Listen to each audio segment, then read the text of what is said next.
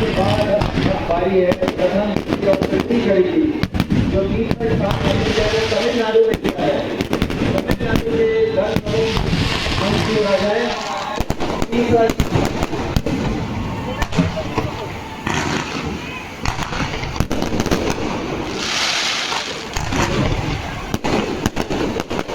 तमिलनाडु के जो 10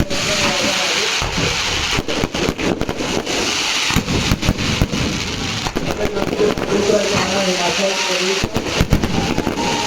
हिमाचल प्रदेश दूसरा स्थान।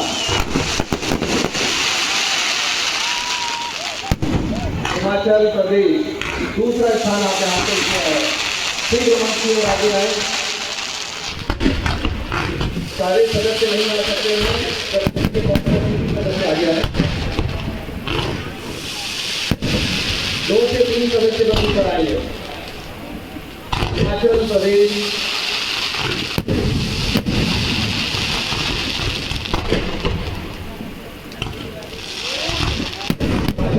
जिन्होंने दूसरा स्थान हासिल किया वो आगे बढ़ रहे हैं अपने पुरस्कार के लिए।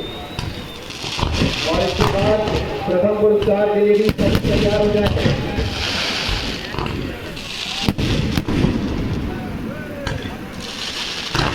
ये दूसरा स्थान हिमाचल ने हासिल किया है। तीसरा स्थान तमिलनाडु को मिला था, उनके भी दल आ चुके हैं। हम उनके भी 3 सदस्यों को कहेंगे कि वो ऊपर आएंगे। तमिलनाडु के दल आगे आए। तीसरा स्थान आप यहाँ